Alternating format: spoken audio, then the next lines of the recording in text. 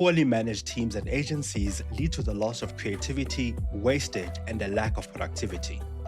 Jack Skeels, the founder and CEO of AgencyAgile, shares insights on building an agency culture that empowers teams to deliver at their highest levels. When you actually flatten the organization and turn everyone into a creative and enable everyone to self-manage, here are the things that get better.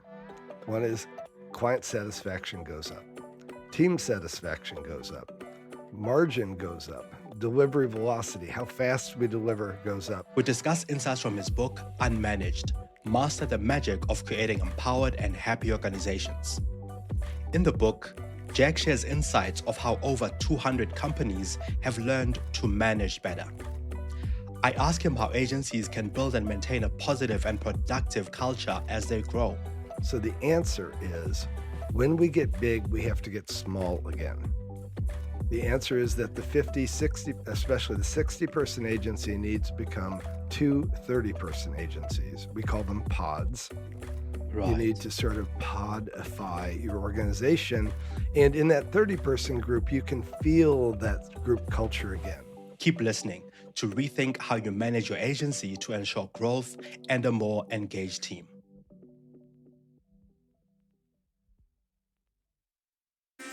Welcome to the Lead Creative Podcast, where we talk to creative industry leaders, influencers, and brands. We discuss the strategies that influence brand thinking and shape industries. Thought leaders and heads of agencies let us in on some of their thinking and insights.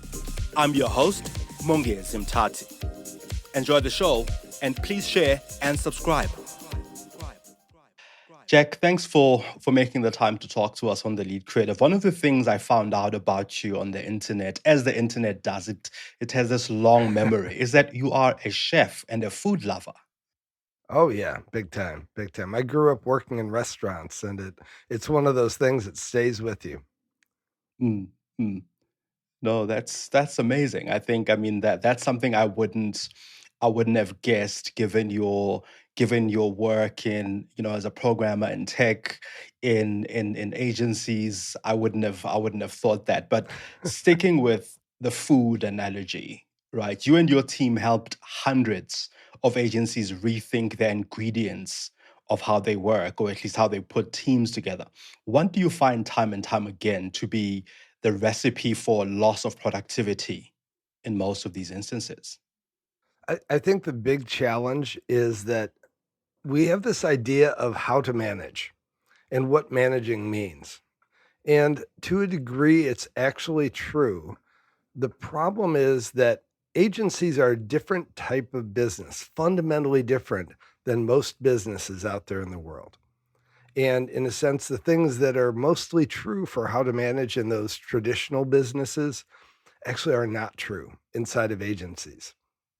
And so what we see is that when an agency is very small, and you know these agencies, a 10-person agency, Yeah. there's not much need to manage because it's actually quite small. But when you grow to 20, 30, 50 people, all of a sudden you do need to manage, but the wrong way of managing is even worse in a way. Mm. And the sort of chaos and craziness grows. Strangely, one is it grows because of the style of the business model that agencies have, but also it grows because of this misperception of how to manage and how much to manage. What are some of the hindrances to the current agency model and how we manage, and how are these perpetuated over time? I think and I love this podcast because this focus of your podcast is fantastic for this question. One of the biggest problems is the whole idea of a hierarchy, a pyramid, of the idea that we have manager managing people, and then when I become promoted there, I'm a director managing managers, and eventually a vice president or an executive creative director managing creative directors. This pyramid is actually very toxic to agencies. In an agency, what you really want is you want for everyone to get to the top. And the pyramid means that you've got your people fighting each other to get to the top. And while there is a winner every time a promotion happens, there are a bunch of losers. And there's really no need for it. That structure, again, it was something used in traditional businesses. It was a convenience back 100 years ago, but it's certainly not a necessity. And agencies that actually sort of flatten themselves in that way and say, let's not build so much hierarchy, they run a lot better.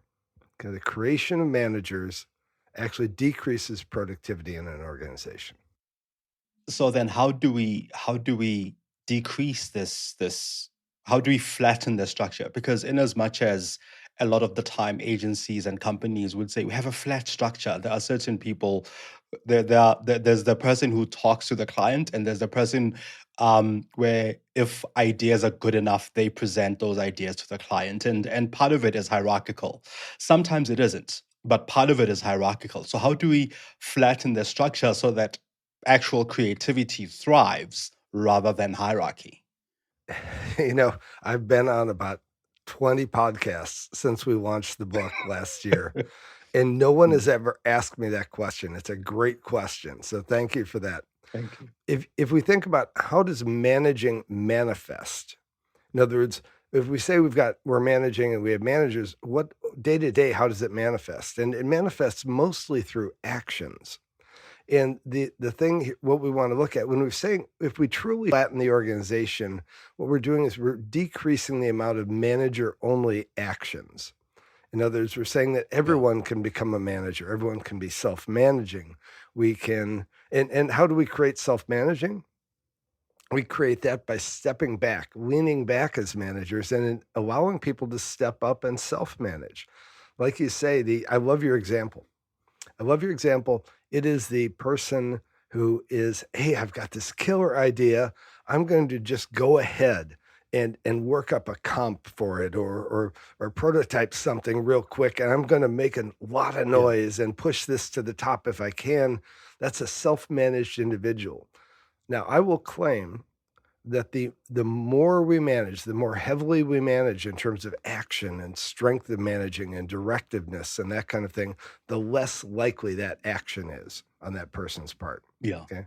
They have Yeah. to feel like there's a chance of succeeding at that for them to actually undertake that thing. And if in fact it's something they love doing and they want to do and they can't do it in that environment, they will go elsewhere. I'm getting this, and I might be getting it wrong, but I'm getting this sense that the more you manage, the more management there is, the less autonomy there is in teams. Am I Well, getting that right? yeah, Because yeah. it sounds as though, yeah. Yeah, yeah, I think you're very much spot on with it, and it's a little bit richer than that even, but I think to your point, the teams can self-manage. What most people don't realize is that teams can self-manage very, very well. And in Mhm. fact, the research on it's very interesting, is that self-managed teams, except for in a few rare situations, self-managed teams perform as well, if not better, than managed teams. So what that says about managing is that maybe managing isn't needed all the time. And Yeah. so Yeah. essentially to your point, the question is, and this is why I named the book Unmanaged. Okay. Because it Mhm. sounds like, wow, I have an unmanaged team. How horrible is that? And in fact, it's usually a beautiful thing. It's a team that where everyone steps up and with the autonomy and the understanding of the work, they just sort of do their thing and the like. They grow Mhm. and get excited about the work. Some of the most successful agencies out there, or agencies that consider themselves to be the most successful, will say, we have a model that works. Why change it? Or why rethink it? And I think alongside that, one of the things that I find in your work, and a question that has been kind of nagging me, is this idea that we talk about being creative people in the creative industries, or at least in industries um, that are sort of thought-driven industries. I know that many industries will say that, but let's for the purpose of this example, in creative industries, we're creative in the work that we do, in the work that we deliver for clients. But in the work that in researching your work and looking at your work, it looks and feels as though we are creative outwardly, but we aren't creative inward in how we do things. Is that what you're finding? And also, why change it if an agency says we feel like it's working? Why rethink it? I think your question is also amazing in that way that the it's very interesting when you think of creativity in terms of my creativity versus our creativity. And this is a leadership mindset. If and it part again, this is part of the one of the managerial ideas, the old managerial ideas is that we have departments that own things, like creative owns being Hmm. creative. And that's not really the best way to run an agency. It is a way to run an agency. It's less efficient. We've seen through the data. It's less efficient to run an agency that way. People are not as happy. The work is not as good with the clients, despite what people say. When you actually flatten the organization and turn everyone into a creative and enable everyone to self manage, here are the things that get better. One is client satisfaction goes up, team satisfaction goes up, margin goes up, delivery velocity, how fast we deliver goes up. First time delivery quality goes up, how often we deliver it the first time the right way. All these factors go up when you actually flatten the organization and decrease the, if you will, the strictness or the strength of management. Yeah. Hmm. And I want to delve into that a bit later on, because this is again something that you talk about in your book. You've said in other conversations that you had that on average a 50-person marketing agency has 40 clients and manages 120 projects simultaneously. Where do they where do they get it sort of in these teams that are able to deliver at the highest level? How do they get it right versus teams that don't? The one of the big things is the I go into a great example of this in the book is there's this idea that managers can manage the workload for people better than they can themselves. And this is Mhm. patently not true. And one of the key techniques we teach is how do we unmanage the coordination and planning of getting the work done? And literally what we see is if we take whatever, so 120 projects, 40 agency clients at the same time, 50-person agency, there are probably 30 to 40 work items happening that day. And if we actually set the team up, and this goes to essentially sort of old school agile techniques, but if we set the team up in the morning with a very good stand up style meeting and teach the team how to figure out how to get it done that day, they will do it not only more efficiently than they would have if someone had directed them, but also they'll love doing it more because they were in charge of doing it. So this is these subtle differences. The the key idea behind all of this is this idea of managerial exceptionalism. That because I'm a manager, I actually there are things managers do that are we do better than anyone else. And this everyone has this Mhm. idea, despite the fact that nobody in an agency who gets promoted to a manager has had any managerial training. All of a sudden, I put this Right. label on this person and say they're a manager, and they somehow start behaving as if they've been anointed with a Superman cape or something like that, right? And they haven't. In fact, research shows that the best person in the department usually makes for a pretty bad manager compared to the middle people in the department. Let's just shift a bit to culture, because that is a massive contributor. I think company and team culture. You gave a talk entitled "Why Free Beer and Skateboards Won't Make Your Agency Culture Great." So while free beer and skateboards are really awesome at agencies, how do they create a culture that drives results and creates great impact for themselves and their clients beyond the things that we all loved about Google in its early days, and the examples that are always made about companies like that? Yeah, it's funny. I live in Southern California, and and being in the California community, you meet all kinds of people who work at Google, right? And there are a lot of Mm. happy Google stories, but there are the other Google stories as well. So it's easy to point to those things like free beer and Yeah. skateboards. And thank you very much for I have had multiple CEOs call that out as like that was a pivotal moment when they saw that webinar. And my gosh, that was like 2015 or something like that. So good Yeah. job Yeah. digging that up. The the main idea here is that culture is actually a word that we need to be very careful about.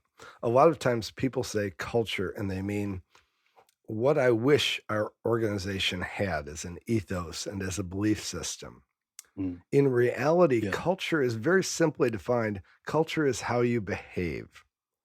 And in a sense, a lot of times an agency will say, we love our people and that's why we give them, free beers on Thursdays and that kind of thing. And we're loving, but the real behavior is that they work everyone like dogs and that everyone's always overloaded and there's conflicting priorities and the managers are jerks and that's the culture of the organization. Okay, how people behave. And so the real thing is, if you believe in creating a great culture, what you need to do is create great behaviors. It's not about Right. all the research shows. It's not whether you give those are called external, extrinsic rewards, bonuses, free beers, have your dog into the office, all that stuff. Extrinsic rewards don't change how people think about the company. They don't create lasting Yeah. change. How they interact and the internal intrinsic reward of being there, the joy of working there, the interactions with people, those are the things that matter. That's what your culture is. If you're enjoying The Lead Creative, please share this episode with your network and hit follow or subscribe. Enjoy the show. How do you enable it? Because culture is such a it's such a nebulous concept. You know it when you see and feel it, but it isn't something that you can go onto a drawing board and say this is our culture. That's why we see all the things that you've just referred to, the skateboards and the beer and the this is what we do on a Friday evening after work, Mhm. but the rest of the week we'll work 12-hour Right, days right. kind of situation, right? There's and it's and that's it. And sometimes even doing that sort of 12-hour days when there's a big project is feels better in a certain kind of company or agency because of the culture. But the 8 to 5 in a different agency feels worse, even though the culture, all the sort of plastic things are there. How do you how do you how do you put that in? How do you describe that? How do you introduce that and how do you maintain that? Because in the work that you do, because you've spoken to so many businesses, because you've tried and tested so many, you've researched, tried and tested so many things, how do you make that happen? Like, I mean, you've mentioned that don't be a jerk to people, be this, but how do we describe age good agency culture? Yeah, yeah, wonderful, rich question. I think that let me go to the point here about what is what does a culture shift look like? So if we say culture is how Mhm. we behave and we want to improve our culture, then we need to improve our behaviors. So it's not about the things, right? It's about how we behave. And the way, for example, the way that we Mhm. teach improved behaviors is we actually coach whole agencies on specific behaviors. In other words, Mhm. when we're handling scope for the project, how do we do it in a way that lets everyone take ownership and understanding of the scope? Now, most agencies will Mhm. say, well, our project manager, our account manager, our department leads, they are responsible for scope. And that means everyone else isn't Yeah. responsible for scope. Right? The minute someone takes responsibility, they take it away from everyone else, right? And for example, what we really want a better culture is when everybody feels like they own the project. And I'm going to come Yeah. back to your earlier part of your question is when we're in firefighting mode, when it's a project that's Yeah. flaming out of fire, and it's all of us are working to try and figure out what do we need to do next, and we're working as this team that's under Yes. incredible stress. It's actually a slightly better moment culture-wise. That's what you're sort of getting at. It's slightly a better moment Yeah. culture-wise because we're all behaving with each other in a way that we all are taking ownership of the scope, and it's all ours, and we Yeah. win as a Yeah. team and all that kind of thing. So that shift, just a vivid demonstration how of the accidental shift of scope ownership that happens in a very, very bad project, right? Is the same thing Mm, you can yeah. engineer on a daily basis in all of your projects, is getting teams feeling like they are completely a part of the project. They take ownership of it. The behavior is Mm, we are all one team and this is all of our problems to solve. Creates a very different culture right. inside the organization. Yeah, that's a fascinating point. Why does culture matter in helping agencies grow? And how do you maintain it as the organization grows? Because as you know, as you've said, when you move from 10 to 20 to a 50-person organization, as you know, as Jack becomes more and more removed from the team and the team grows, the 50th person in the team doesn't experience culture the same way as the first person that you hired. How do you maintain that? And why does that help in helping agencies grow? Yeah, and so I'm going to refer to a book that's not mine because there are so many books that are great books that are not mine, sadly. Well, this is called War by Sebastian Junger. It's a military-oriented book, but he talks about group sizes and the like. And it's a great read if you want to understand the group dynamics of culture and the like.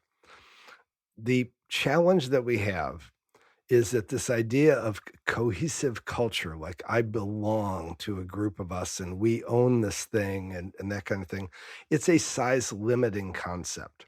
In other words, I can feel it with 5 people. I can feel it with 10, 20. Like you said, when I get to 50-person Yeah. group, we naturally as humans, this is a human mechanism, okay? We naturally as humans start, the word I use and commonly used is we start balkanizing. We start breaking into smaller subcultures. So I feel like I belong to a Yeah. smaller part of the organization. Sometimes it's the unhappy part of the organization, right? Or maybe I'm with the Hmm. happy, the in group part of the organization, but I'll start identifying with smaller groups inside of the larger agency. This means I don't have a uniform Yeah. agency culture, right? And it starts creating Hmm. in-group, out-group behaviors, which are very toxic to culture as well. So the answer is when we get big, we have to get small again.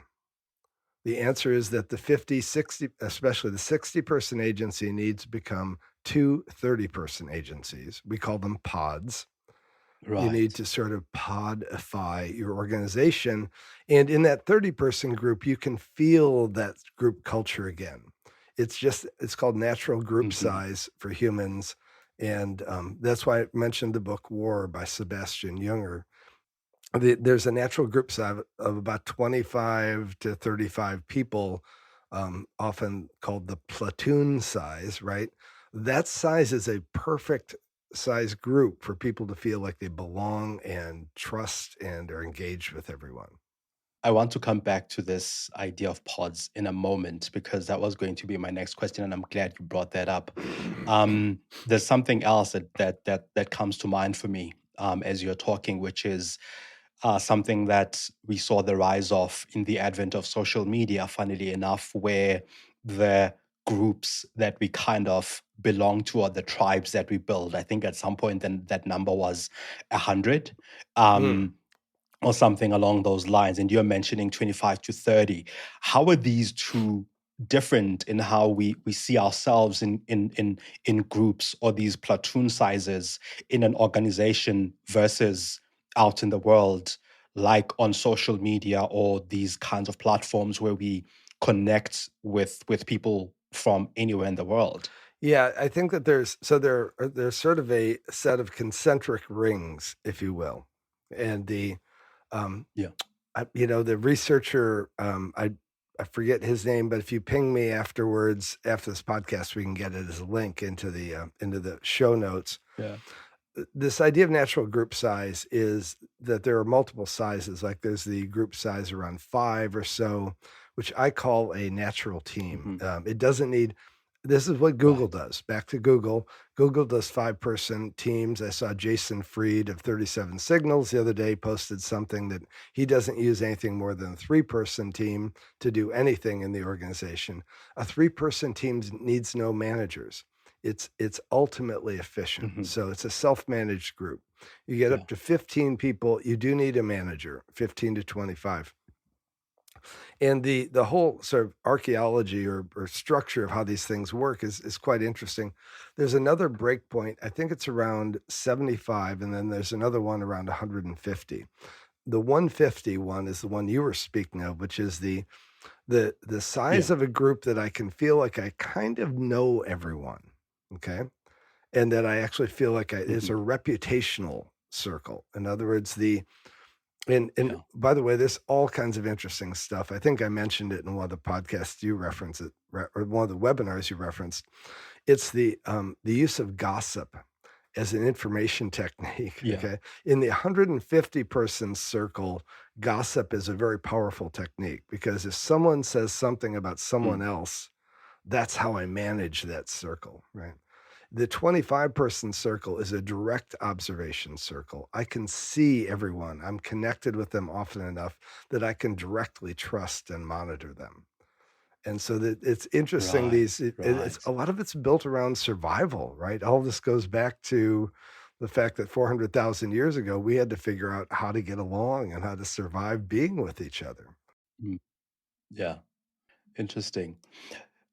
So you advocate for the introduction of pods in this flattening structure, just to go back to that, which, of course, is how organizations can manage people and can improve how they manage their teams. Can you explain what you mean by pods and share some examples of where they've worked effectively in helping to build agencies? So when I say pod, what I really say, and I think I mentioned this before, what I really mean is a, a, a mini agency within an agency. So, and the number we use really is 25 to 40 people, 25 to 45. I seem to say different numbers slightly every time I talk about this. It's a group, roughly 30 people. So if I'm a 60-person agency, I will run much more efficiently as two 30-person pods. It's not like they're completely separated. They can share resources and support each other and all that kind of thing. So you can think of it as a family organization or something like that. They will help each other out and the like. You don't really lose. You do lose a little bit of flexibility, but you gain way more back in productivity and culture and all those things. So that's the basic concept. I'll give you an example from a Australia agency that I love so much named August. And the CEO, Dan Bannock there, it's about a 30, 40 person agency, a really cool agency. They they are just one pod. A lot of agencies are just one pod, but actually, the thing is, do you have the right shape? In other words, if you're big, have you gone small? So you have pods. And then the question is, how do we run a pod really well? How do we have those managerial practices and empowerment and all that stuff? And Dan has done such a good job of it that literally they don't have any managers. Maybe Dan is a manager in a sense, but he does the business development work. But everyone else just manages. Everyone else manages how the organization runs from a delivery perspective. And he's even gone so far to tie back to one of our earlier discussion points. He's gone so far as to get rid of titles. And he just has, people get paid what they're worth and people do the work and they team and everyone objected at first. And Dan and said, "Well, what do I put on LinkedIn? What do I put on my resume or whatever, that kind of Yeah. thing?" Yeah. And Dan said, "You can put whatever you want. I don't care." S Yeah. Put Yeah, CEO yeah. for all I You just care. have to live Yeah. up to it if you leave here, right? And so, yeah, so Yeah. he's gotten rid of the pyramid, okay? He has very, very happy people. It's a beautifully running organization. they all sort of love each other because they're always working together on just getting the stuff done and the like. So pretty amazing how if you really want to push it to the extreme, you can have an organization that takes very little effort to run and has very high happiness and productivity. Mm, mm. One of the things I one of the many differences really that I see between the tech industry as well as the creative industry, and tech uses agile quite a lot. I think that in very many ways, some would say that's where it's kind of borrowed from. Um, One of the things really that happens in tech that doesn't happen as much in agencies is this idea of constant iteration, of Mm. experimentation until you get to a prototype or model that kind of works. And I'm guessing one of the pushbacks in the agency model is that you have a client who's got a campaign next Yeah, week, yeah, yeah. right? Or something along those lines. How do you bring agile then and those things that work really well within the tech space, like the pods, like this experimentation, like getting to, like iterating and reiterating on an idea until you get to the perfect one, which is the prototype you use? How do you, firstly, um, corral your clients towards that and still use agile within the agency space where there are so many things, so many clients happening at the same time, like like the number of 120, for example, that we used earlier? Yeah, the answer is you can't. Okay, and that's in a sense, it would be a very simple discussion if you could, right? And in a sense, I would not have a business. The business that we made was born out of someone asking me. Originally, I ran Sapient's Los Angeles office, 105 person office, and they asked me to implement Agile there. And they had a very classic software Agile format. And we implemented it.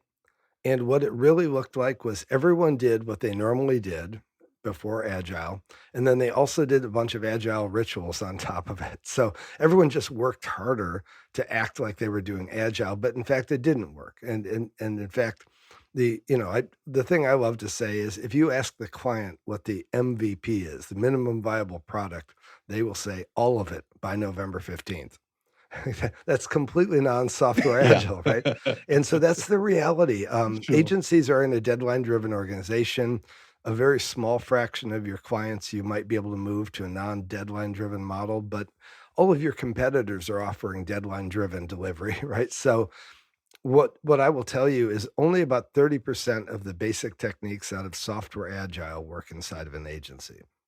So then the question is, what I'm going to give you an example in a second as well. The question is, what do you do about the rest? Right?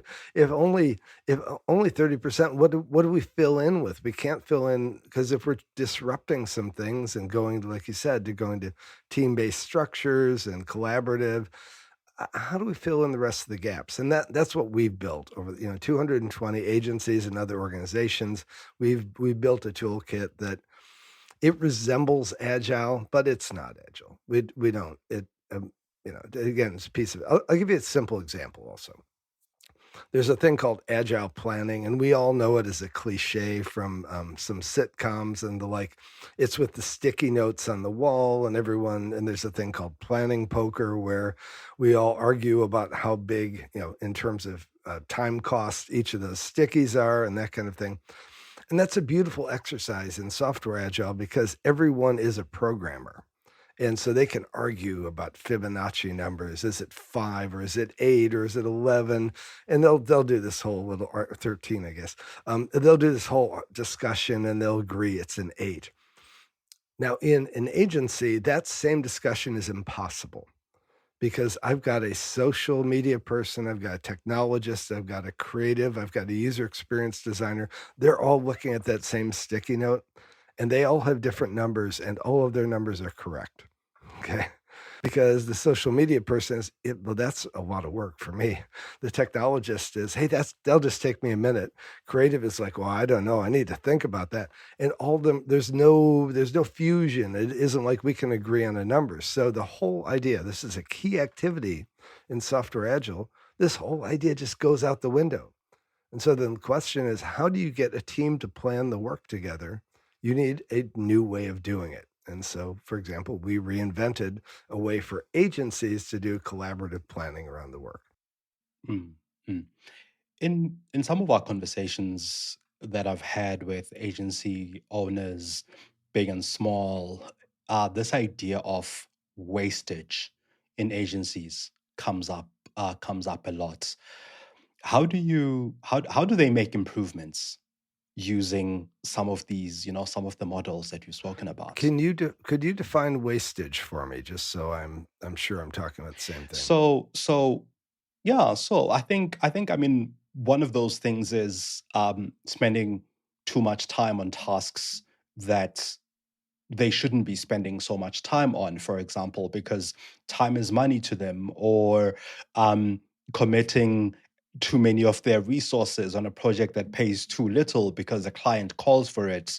And if you are a smaller agency, that happens to you quite a lot because you're trying to service this bigger client so that you have them as part of your portfolio. Yeah, so the term I usually use, and there are a couple terms that I've heard, and I've never heard that one, so thank you. Now I add that to my, my glossary of, synonyms and the like. The A term very commonly also used is rework rate, is how much, and that would be, or overage rate. In other words, we thought we were going to spend 500 hours on this, but we spent 700 hours on it, right? And that 200 extra hours is the overage rate or rework rate, and certainly a wastage as well, right? The main drivers for that are the fact that we don't understand scope as well as we think we do. We don't hand it off to the team very well, and we don't get aligned with the client on what scope is. So we end up aligning through failure. In other words, we kind of think we knew what it was. So we're going to build something, show it to the client. The client says, no, that's not it. I didn't even understand what you asked me, what I really want. And we iterate over and over and over. So that's the when you fix that cycle of not starting work before you understand it very well, and also not starting work until you're sure that you and the client understand the work, or at least its challenges. When you fix that, you can drop what is in the industry average for this rate, by the way, is 25 to 40%. That is, on average, 1,000-hour project comes in at 1,250 to 1,400 hours worth of cost. That's expensive, especially when you're small. And if you master how to Yeah. handle scope and context for the work and the client correctly, you can slash that dramatically by 80%. And you can literally drop hundreds of thousands of dollars to your bottom line, or increase the capacity of your organization by just not spending so much, if you will, wasted time. If you're enjoying The Lead Creative, please share this episode with your network and hit follow or subscribe. Enjoy the show. So, just to delve a bit more into the book now. So your book, Unmanaged, the mass, exactly that If one. you're looking on Amazon, Unmanaged, master the magic of creating empowered and happy organizations, draws from over a decade of research with over 200 agencies and organizations. What are the most common pitfalls that you find in agencies, and how do they empower managers and managing in general? You touched on it a bit earlier, but what are the most sort of common pitfalls that you find? I think there are there are a couple things. One is there's a thing I call the multi myth. And this is the idea that if we having a multi-project environment and multiple managers and multi-allocated people somehow is efficient. It's not. In fact, the confluence of those three things, in fact, drives efficiency down dramatically. And I'll just dig into one, but I could dig into every single one of them. They're all in the book. One is multi-allocation.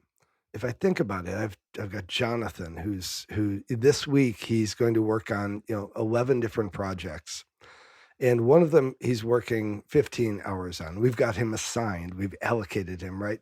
15 hours on one project, 10 hours on another project. Let's see, I've got 15 hours, maybe 3 or 4 hours on a couple of projects. And then there are a couple other projects that an hour here, hour there, that kind of thing. And so he's got this sort of long tail of work. And what does Jonathan get done that week? Probably the big project, maybe most of the second one. Okay. And probably none of the other ones, or maybe he touches them or something like that.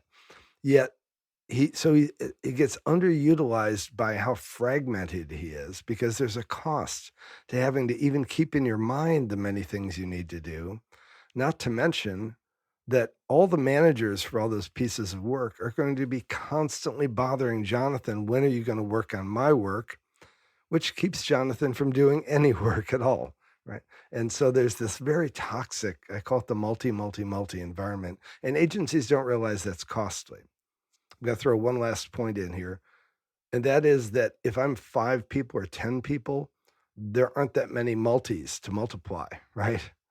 When I get to 50 people, I usually have 15 managers, like we said, 40 clients, 120 projects. And so the fragmentation grows quite large at that point. You mentioned earlier that at times agencies promote sort of the best working person to become a manager without necessarily training them, and you outlined a little bit around what the pitfalls of that are, or where things go wrong there. In the book, you talk about how our management models are mostly based on a factory mindset, and you introduce this approach that you refer to as flow. Can you share what you mean by flow and how it works in the creative industry? Yeah, it's a great question following what we just spoke of.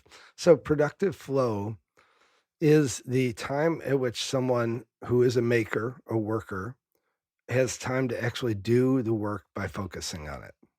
And we know from researchers like Cal Newport, who has a new book out, which is a pretty cool book, and a lot of other great research, that if in fact someone doesn't have blocks of time, in other words, uninterrupted time for a half hour, an hour, that kind of thing, to get deep work done, they can't get it done. They keep on getting interrupted and they keep on becoming less efficient. So when we measure, this is really interesting stats. The beauty of having worked with so many agencies and other sort of development and project driven organizations is we have these numbers. And one of these numbers is when you go to a 50-person agency and ask the workers, how much productive flow do you get every day? How many hours? The number typically is 2.5 hours. Yeah, think about that. I'm paying this person 8 hours a day, and I granted, I know they won't get 8 hours of productivity, but do you imagine as a CEO that you're only getting 2.5 hours of productivity? No, no. Being busy is not the same as being productive, right? And and so the question is, if you're in this multi environment and you make it better, how much better can it get? And the reality is, even in the best, I would say, well, again, someone like August, they're probably getting 6 hours, okay, 5 or 6 hours, the agency, August, I mentioned. A lot of the agencies we work with get up to 4.5 hours. It still sounds like a bit of a tragedy, but realize they were coming from 2.5. So if I can get to 4 hours, that's like a 50% boost in productive time during the day. That's an amazing Yeah, boost, yeah, right? yeah. So yeah, it's a huge challenge inside of agencies. It's invisible. You don't see it if you're a manager because you're actually part of the problem. Yeah, that's that's quite the indictment there on managers. Jack, we usually ask our guests to leave a question for our next guest, and the last guest that I spoke to is the CMO of Investec, and he left a question for you, and it's going to be a bit of a long-ish one, but the essence is pretty clear. So I'm going to try read it without butchering it too much. So, how often do you look at the core of your brand and assess whether or not you are effectively amplifying that core of the brand through everything that you do? when was the last time that you went back and looked at the core or the essence of your brand and the key of sort of what makes the brand, right? So, in essence, when last did you really have a deep dive of what the brand stands for and how successfully and well you amplify what it really stands for? Well, I'm gonna answer it, but first I want to say I'm giving you an A plus on your questions today. Not only have you come up with original questions, which are deeply insightful, but also you'll see why when I answer the question. Maybe even more than an A plus. So thank you very much. It's been wonderful, just a real Thank pleasure. you. Thanks. Right Appreciate after it. this call, right after this recording, I'm meeting with an executive creative director strategist to talk about our rebranding project, which includes all of those things. Mm. And it's been a work in progress for several years now, but in fact, it is literally job one for me these days. And we're moving to a new brand. It may be out in the wild by the time this podcast airs. I'm not sure how long it takes, but it's called Better Company because that's what at the end of the day we do is we help companies become better companies. We help people become better company with each other. In other words, accompanying each other and the like on the journey. So yeah, no, Mm. as a CEO of the organization, I think it's the one of those things it's so hard to keep your eye on, but also it's one of those things it's essential to keep your eye on and the like. So wonderful question. That's great. That's great. Um, so if you could leave a question for our next guest, depending on who that guest is, what is the one question that you would want us to ask them?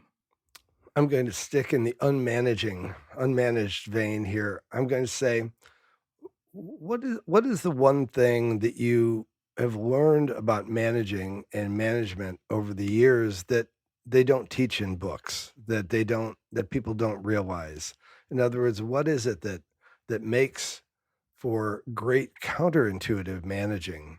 And how has that been manifested in your behavior and your organization?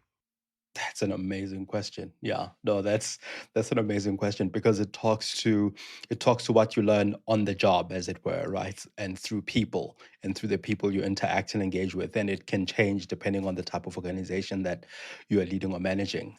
So that's a great question. And the last one, for you, Jack. If you could ask any living person about their unique take on marketing, life, creativity, or even management, which is what we've spoken about, who would that person be? And what is the one question that you would ask them? You know, I probably a little bit stumped. Actually, the guy who I probably would have been most of the guys that I would ask are actually dead now, and Daniel Kahneman, the author of Thinking Fast and Slow, an amazing, psychologist, also thought of as an economist, Nobel Prize winner. I would have spoken to him, and so I'm just gonna cheat and use that and ask him because he never talked about it specifically is what is it that we don't understand about managing that you've learned through what you've done with all the psychological behavioral research, which is now called behavioral economics and the like? What do you, if you had to sum? I would ask him if you had to sum up what's the single most important takeaway in behavioral economics about managing. What is that? I would ask him that question. Absolutely. And I would try to do it like over a nice meal so I could drag out the answer for a couple hours. Yeah, that's a really great question, and I think someone I would ask a question like that actually would be of the people that I've kind of spoken to and people whose thinking I follow would be someone like Mm. Rory Sutherland because because in sort of behavioral economics, not only that, but also how does he manage teams to kind of translate some of the ideas that he shares. So yeah, so that's an amazing question. Jack, thank you so much for making the time. I really love your work, and I'll keep Longese, following. thank you very much. Wonderful interview. I just like really, really fun and mind-bendingly awesome in terms of you asking great questions. Thank you for the depth of your research as well. I appreciate it. No, thank you. Thanks so much. You Have a too. great one, Take care. Jack. Thank you for listening to The Lead Creative. Did you get one insight that's worth sharing from this episode? Please share it with your network or your friends. Pop me some of your ideas and innovative finds on Twitter on @Mongezi. This podcast is available on Spotify, Stitcher, Apple, Google, or wherever you listen to your podcasts. You can also find me on mongezi.com.